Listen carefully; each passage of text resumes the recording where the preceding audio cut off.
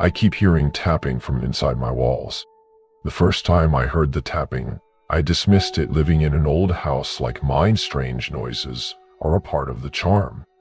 Or so I told myself, but then it happened again and again, always at night, always when the house was dark and quiet, and always coming from inside my walls. It started subtly enough, like someone lightly drumming their fingers on a wooden surface I'd be reading in bed, or scrolling through my phone, and there it was, a soft rhythmic tapping just behind the plaster. I tried to rationalize it. Maybe it was just the house settling, or a mouse scurrying about. But as the nights went on, the tapping grew louder and more persistent, and my excuse felt increasingly hollow, and more persistent, and my excuses. One evening, curiosity got the better of me. I pressed my ear to the wall, straining to catch any clue about the source of the sound. My heart pounded in my chest as I listened intently, but all I heard was the steady, unnerving tap, tap, tap. That night, I barely slept. Every time I began to drift off, the tapping would start again, jolting me awake. Over the next few days, I did everything I could think of to identify the source. I checked for leaks, inspected the attic, and even called an exterminator, but nothing seemed to miss. The exterminator assured me there were no signs of pests, but I could tell from his skeptical expression that he thought I was overreacting. As the tapping persisted, I began to feel like I was losing my grip on reality. My friends and family were sympathetic at first, but their concern quickly turned to doubt. It's probably just the house settling, they said. You need to relax. I could hear the disbelief in their voices, see it in their eyes. They thought I was imagining things, that I was letting my anxiety get the better of me. One night, driven to the brink of madness, I grabbed a hammer and pried off a section of the wall in my bedroom. I stood there, panting, staring at the exposed wooden beams and insulation. There was nothing unusual, nothing to explain the incessant tapping. Defeated and frustrated, I replaced the wall panel and went to bed, but sleep eluded me.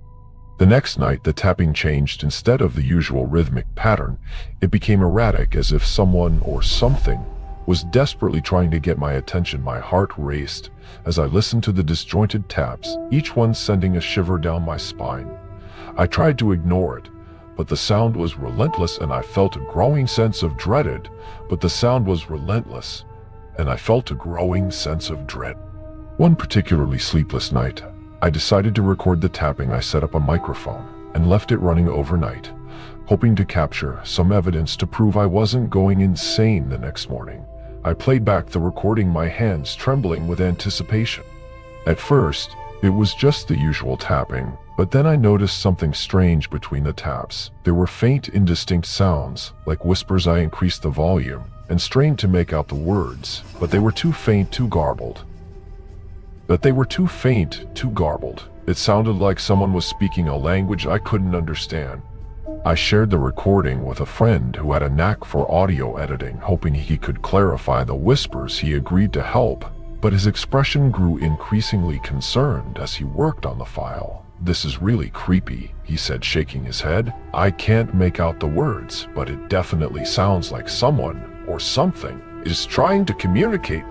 That was the breaking point for me. I couldn't stay in the house any longer. I packed a bag and moved in with a friend, leaving my home and the tapping behind. But even in the safety of my friend's apartment, I couldn't escape the feeling that I was being watched, that the tapping was still following me. Desperate for answers, I started researching the history of the house. I discovered that it had been built in the early 1900s and had a long, troubled past. Several previous owners had reported strange occurrences, but the most chilling story was that of a family who had lived there in the 1950s. Their daughter, a young girl named Emily, had disappeared without a trace, and her body was never found.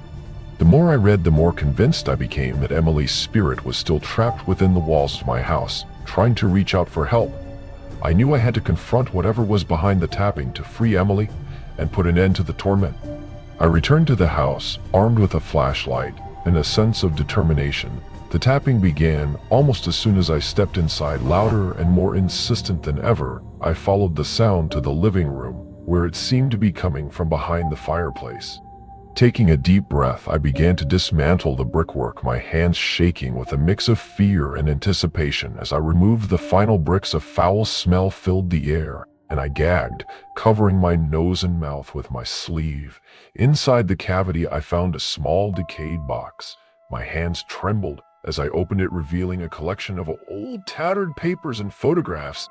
Among the papers was a diary, its pages yellowed with age.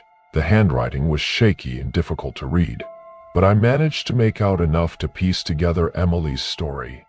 She had been locked away by her abusive parents, forced to live within the walls of the house.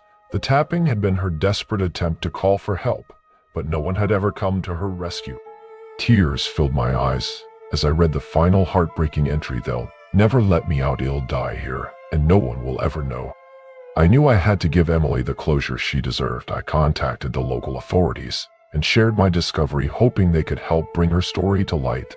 The house was soon swarming with investigators, who carefully removed the remaining bricks to reveal the skeletal remains of the young girl. The news spread quickly, and the house was eventually deemed a crime scene. I couldn't bring myself to return, knowing the horrors that had taken place within its walls. But even though I had left the house behind, I couldn't escape the guilt and sorrow that haunted me.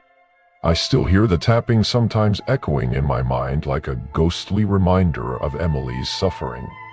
I know I'll never be able to forget what happened, but I find solace in knowing that her story has finally been told and that she can now rest in peace.